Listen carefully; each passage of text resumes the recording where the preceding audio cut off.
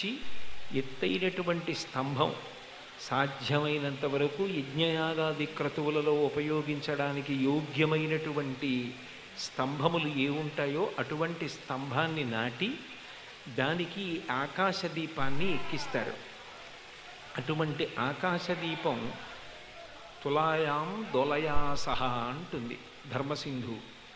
ఆకాశదీపం యోదద్యాత్, అది ఆ దామోదరాయ నభసి తులాయాం దొలయా సహా ప్రదీపంతే ప్రయచ్ఛామి.